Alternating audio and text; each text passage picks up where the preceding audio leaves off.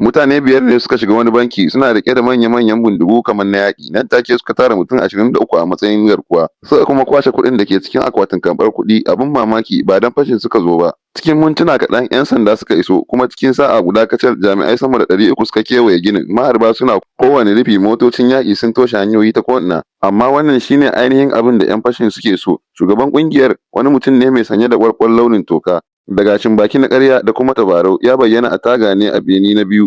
Ya kira mai sasanci da 'yan sanda cikin nutsuwa ya ce, "Ku ba mu hanyar fita daga birnin lafiya." Mai sasancin ya ƙi, sai mutumin ya ce, "Idan ba ku bar mu mun fita ba, kowa zai mutu." Ya kashe wayar ya jira domin ya san dole za su sake kira. A cikin babban ɗakin bankin kuwa 'yan fashi ne suke ihu. Amma ba cikin fushi ba, suna rera wata tsohuwa ne waƙar Happy Birthday domin ta gaya musu cewa ranar haihuwarta ce. Da wannan labari ya isa wurin shugaban ƙungiyar, sai ya sake kiran mai sasanci ya ce, "Tsohuwar nan tana son pizza mai pepperoni. Ku kawo mata yanzu, in ba haka ba ƙwaƙwalwarta za ta watse a bango." Bai ma jira amsa ba, kawai sai ya yanke wayar. Amma kafin hakan ya harba bindiga zuwa sama domin ya nuna cewa ba wasa yake ba. Minti 10 bayan haka 'yan sanda suka kawo manya-manyan pizza da kwalaben lemu. 'Yan fanshin suka raba tare da mutanen da suka kama. Bayan sa'o'i 7 da fara lamarin, shugaban ƙungiyar sai ya kira. Sai ya ce sun shirya su mika wuya. 'Yan sanda suka tsaya waje suna jira amma babu wanda ya fito. Minti 20 sun wuce har yanzu babu motsi. Mai sasancin ya sake kira. Cikin mamaki babu wanda ya ɗauka. Ya sake kira shiru. Fiye da rabin sa'a yana kira, wayar tana ringin. Sai kwatsam aka ji karar harbe-harbe daga cikin bankin tare da ihun mutane. Sai 'yan sandan suka kutsa kai ta tagogi cikin gaggawa, amma abin da suka gani ya girgiza su.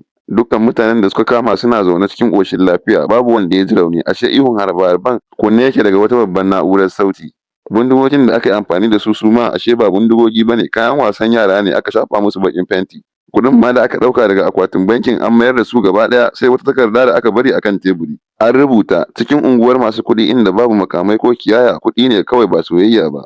To amma babban abin mamakin shine mutane biyar ɗin duka sun ɓace, babu alamar inda suka shiga. Sai wani jami'i ya sake duba rumbun ajiyar bankin da ke ƙasa. A can ne ya gano gaskiya. Akwatunan ajiyan guda 143 an fasa su, kuma babu komai a ciki. Ashe wata ƙungiya ta biyu ce ke bayan komai. Tsawon watanni 8 suna haɗa wata ƙaton rami na sirri daga magudanar ruwa har zuwa ƙarshen bankin. Tsawon sa'onni 7 da kowa ke kallon ƙofar gaba. Wannan ƙungiyar tana ƙarƙashin bankin. Tana tafiya da dala miliyan 20 ta cikin magudanar ruwa akan ƙananan kwale-kwalen roba. Kuma kafin kowa ya gane, sun ɓace ba tare da wata alama ba har yau.